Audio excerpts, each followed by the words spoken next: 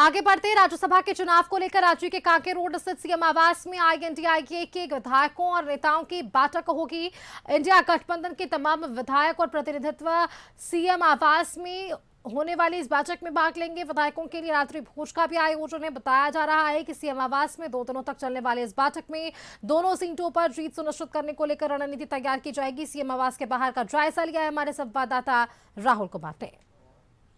हो रहे राज्य में राज्यसभा चुनाव को लेकर इंडिया गठबंधन ने फील्डिंग तेज कर दी है। कांग्रेस के उम्मीदवार प्रणव झा ने बीते दिन पटना गए। पटना में उन्होंने RJD supremo Lalu Prasad Yadav, RJD के राष्ट्रीय कार्यकारी अध्यक्ष तेजस्वी यादव से मुलाकात की। वहीं अगर हम बात कर लें झारखंड की, तो बीते कल प्रदेश प्रभारी और जो राज्यसभा चुनाव के लिए कांग्रेस की तरफ से ऑब्जर्वर बनाए गए हैं, उन्होंने मुलाकात की सीएम से और तय हुआ कि 16 आने आज और कल रात्रि भोज होगा विधायकों के साथ। और इंडिया गठबंधन के जो तमाम विधायक हैं उनके साथ सीएम हेमंत सोरेन बैठक करेंगे और चुनाव को लेकर रणनीति बनने के साथ साथ मॉक वोटिंग भी कराई जाएगी। एक तरह से ट्रायल कराया जाएगा कि वोट किस तरीके से करना है, मतदान किस तरीके से करना है, कि जिससे कि जो विधायक हैं मतदान करने में उनसे किसी तरह की चूक ना हो, कोई गलती ना हो, कोई दिक्कत ना हो। तो आज शाम से ये जो कांके रोड की तस्वीर अभी हम दिखा रहे हैं,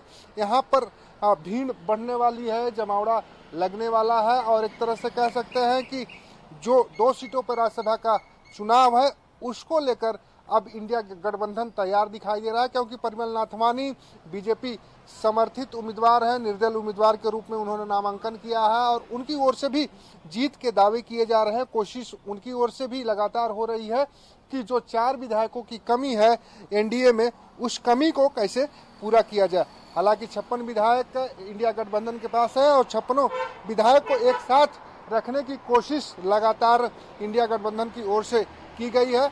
और उम्मीद है कि अगर इंडिया गठबंधन के 56 विधायक मतदान कर देते हैं तो दोनों सीटों पर इंडिया गठबंधन यहां से जीत कर राज्यसभा जाएगी।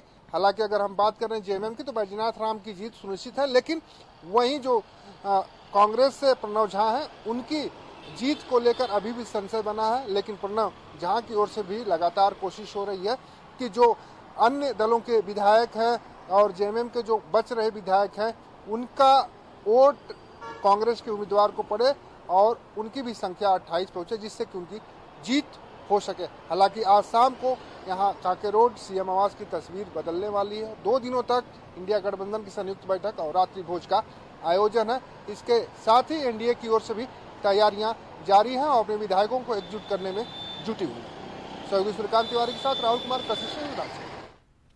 ऐसी खबर पर अधिक जानकारी के साथ संवाददाता राहुल हमारे साथ जुड़ रहे हैं। राहुल, 2 दिनों का ये वक्त है और 2 दिनों में ये बैठक हो रही है महागठबंधन की। इससे ये साफ तो हो रहा है कि 2 दिनों में 18 तारीख भी आएगा और उस दिन वोटिंग भी होगी। तो कहीं ना कहीं क्या इन विधायकों को एकजुट रखने के लिए क्या वही वापस से रणनीति अपना रही है राज्य सरकार?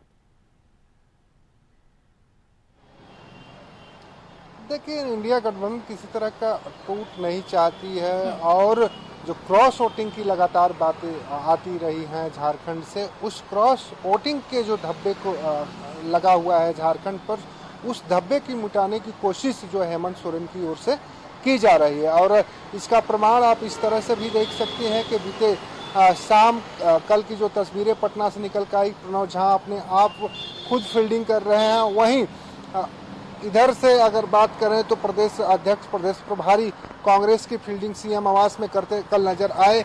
और कल मुलाकात के बाद ही ये तय हुआ कि 2 दिनों तक संयुक्त बैठक इंडिया गठबंधन की होगी। इस बैठक में तमाम विधायक और जो अलग अलग दलों के, आरजेडी की बात करें, आम दल की बात करें या कांग्रेस की बात करें या जेएमएम की बात करें, इस सभी विधायक दोनों दिनों सीएम आवास में मौजूद होंगे। मॉक वोटिंग होगी और उसके बाद जो है 18 तारीख को वोट करने जाएंगे। लेकिन जेएमएम की ओर से बड़ा बयान निकलकर सामने आया। केंद्रीय प्रवक्ता जो है मनोज पांडे हैं, उनकी ओर से बयान दिया गया कि उनके संपर्क में बीजेपी के 3 विधायक हैं और तीनों विधायक लगातार संपर्क कर रहे हैं और इंडिया गठबंधन को मतदान करेंगे। और कांग्रेस ने भी इस पर बल दिया कि चंपई सोरेन का जिस तरह से बीजेपी लगातार अपमान कर रही हो, झारखंड के बेटा हैं, झारखंड की माटी की उपज है, इसलिए वो अपनी अंतर आत्मा की आवाज सुनेंगे और इस राज्यसभा चुनाव में अपने अपमान का बदला अपने मतदान के माध्यम से चंपई सोरेन देंगे। हालांकि इन दोनों बयानों को मिलाकर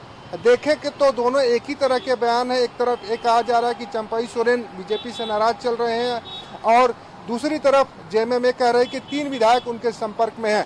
अब देखना ये होगा कि जब 18 को मतदान होता है तो उस समय क्या क्रॉस वोटिंग बीजेपी की ओर से होती है, जेएमएम की ओर से होती है या कांग्रेस की ओर से होती है। लेकिन कांग्रेस के सामने एक बड़ी चुनौती की जो 16 विधायक है, अगर 16 विधायक वोट नहीं करते हैं अपने उम्मीदवार प्रणय झा को, तो सरकार में भी उनकी जो उपस्थिति है उस पर भी खतरा मंडराएगा, क्योंकि विश्वसनीयता का सवाल खड़ा होगा और सीएम हेमंत सोरेन ये समझ जाएंगे कि कांग्रेस के विधायक विश्वास करने योग्य नहीं है। तो इस समय 2 तरह की परीक्षा से कांग्रेस गुजर रही है। एक तो अपने विधायक और जो अन्य विधायक बच रहे हैं, अन्य दलों के विधायक हैं, उन्हें अपनी तरफ लाना, चुनाव में जीत हासिल करना। अगर जीत नहीं होती है तो अपने पूरे विधायकों का मत प्राप्त करना और ये दिखाना कि हम एकजुट हैं, जो बाकी दल थे वो हमारे साथ नहीं आए। तो दोनों परीक्षाओं में पास होना कांग्रेस के लिए महत्वपूर्ण है सरकार में बने रहने के लिए। लेकिन जिस तरीके से कांग्रेस और जेएमएम ने बयान दिया कि बीजेपी के कई विधायक उनके संपर्क में है, इसमें कितनी सच्चाई है तो मतदान के बाद ही साफ हो पाएगा। लेकिन एनडीए की तरफ से भी रेडिएशन ब्लू में विधायकों को रुकने की व्यवस्था की गई है। तो इंडिया गठबंधन की ओर से सीएम आवास में दोनों दिन आज और कल 17 गठबंधनों की तरफ से कोशिश हो रही है, क्योंकि जो आंकड़ा है वो एग्जैक्ट है महागठबंधन की, जिस तरह से आप बात कर रहे हैं, और एनडीए किस तरह से समीकरण बैठा रहा है इस पर लगातार हम चर्चा कर रहे हैं। लेकिन जब विधायकों को एकजुट करने की बात आ रही है तो इसका भी एक बार जिक्र करते हैं राहुल, क्योंकि पिछले दिनों जब बैठक हो रही थी एनडीए की, वहां से विधायकों की नदारत होने की खबर भी सामने आई। हालांकि प्रेस कॉन्फ्रेंस करके जरूर स्पष्ट किया गया बीजेपी की तरफ से कि कारण क्या रहे इन विधायकों के नहीं पहुंचने को लेकर। लेकिन क्या ये माना जाए कि सिर्फ महागठबंधन के कुछ विधायक ही एनडीए के नेताओं और इनके विधायकों के संपर्क में नहीं है, बल्कि एनडीए के भी कुछ ऐसे नेता हो सकते हैं जो महागठबंधन के संपर्क में हो और उनसे बातचीत चल रही हो? क्योंकि परिमल नाथवानी ने ना सिर्फ एनडीए के लिए आप समर्थित उम्मीदवार रहे हैं, इससे पहले उन्होंने महागठबंधन के भी तमाम विधायकों से, मंत्रियों से मुलाकात भी की है। हाँ बिल्कुल, यही बात हम कहते आ रहे हैं कि लगातार जो परिमल नाथवानी का आप बयान देखेंगे, कल भी बीजेपी कार्यालय में जब परिमल नाथवानी निर्दल उम्मीदवार पहुंचे तो उन्होंने कहा कि हमारी बातचीत सबसे चल रही, कांग्रेस से भी बातचीत चल रही, कांग्रेस लीडरों से भी मुलाकात हुई है, विधायकों से भी बातचीत हो रही है और सभी विधायकों की तरफ से आश्वासन दिया गया है कि उन्हें मतदान करेंगे। लेकिन जो 7 विधायक कल एनडीए की बैठक में मौजूद नहीं रहे, इसके बाद कयास लगाए जा रहे थे क्या परिमल नाथवानी के उम्मीदवार बनाए जाने या उम्मीदवार के रूप में समर्थन बीजेपी की ओर से दिए जाने के बाद से नाराजगी है बीजेपी के अंदर। लेकिन दूसरा लॉजिक जो दिया गया, जो नवीन जायसवाल है विधायक, वो उनकी ओर से जो लॉजिक दिया गया उस पर कहीं ना कहीं थोड़ी हिट बैठता दिखाई दे रहा है कि लोग अपने काम की वजह से उपस्थित नहीं हो पाए। लेकिन आज एनडीए के सभी विधायकों को रांची में ही रहना है।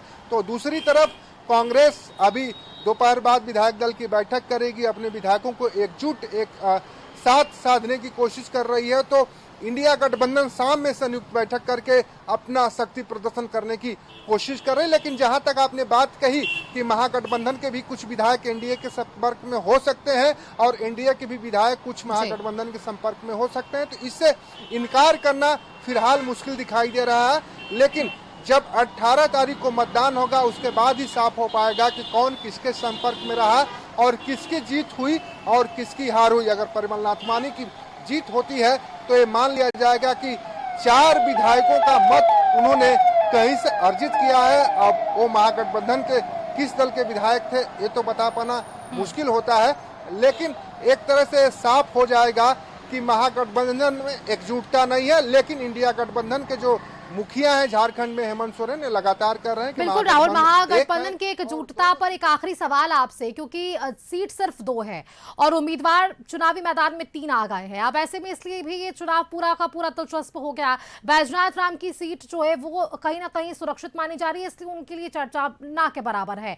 वहीं दूसरी तरफ अगर परिमल नाथवानी और इसके साथ ही अगर हम बात कर रहे हैं और इनके जो भी समर्थक रहे हैं, इन्होंने लगातार अपने पद के लिए, अपनी सीट के लिए, अपने दावेदारों के लिए हमेशा वे वोट की अपील की है। प्रणव झा वो एक नाम जो अब बिहार में भी पहुंचे, उन्होंने मुलाकात भी की और उसके साथ आरजेडी से समर्थन की मांग करती है। यानी कि ये कहा जा सकता है कि महागठबंधन के लिए जेएमएम और कांग्रेस, आरजेडी इन तमाम चीजों को साथ में लेकर चल रही ताकि विधायक वहां पर एकत्रित रहे, वहां उनकी एकजुटता नजर आए। हाँ, बिल्कुल आपने सही कहा, क्योंकि देखिए जो तरीका होता है कि दल के जो नेता होते हैं वो अपने विधायकों को अगर आदेश निर्देश देते हैं तो उन्हें विधायकों को मानना जरूरी होता है। इसीलिए प्रणव झा ने बगैर देर किए कल ही देर शाम पटना पहुंचे और लालू प्रसाद यादव, तेजस्वी यादव से मुलाकात की। और मुलाकात के बाद ये साफ हो गया कि जो आरजेडी के 4 विधायक है उसे कांग्रेस कहीं न कहीं साधने की कोशिश की है। क्योंकि पूर्व की घटना की अगर बात करें तो आप बिहार में देखें कि आरजेडी ने राज्यसभा का चुनाव इसे इसलिए हारना पड़ा क्योंकि कांग्रेस के जो विधायक थे वो बिहार में वोटिंग के दौरान अब्सेंट कर गए, इसलिए आरजेडी वहां से चुनाव हार गई। तो आरजेडी कहीं बदले की भावना या कहीं कोई कांग्रेस की ओर से चूक न हो इस झारखंड के राज्यसभा चुनाव में, उसको लेकर पहल प्रणव झा और पूर्व स्वास्थ्य मंत्री बन्ना गुप्ता की ओर से की गई है। लेकिन पहल हुई है, पहल कितना सकारात्मक रहता है। और क्योंकि अब ज्यादा समय नहीं है, एक तरफ विधायकों को एकजुट करने की पूरी कोशिश महागठबंधन की तरफ से और एनडीए भी वो पूरी जोर आजमाइश कर रहा है। बहुत शुक्रिया राहुल आपका हमारे साथ जुड़ने के लिए, तमाम खबरों पर ये जानकारियां साझा करने के लिए कि किस तरह से राज्यसभा की इन सीटों को लेकर फिलहाल अब तक के क्या कुछ पॉलिटिकल अपडेट सामने आई है। फिलहाल यहाँ पर वक्त एक छोटे से ब्रेक का है, जल्द लौटेंगे।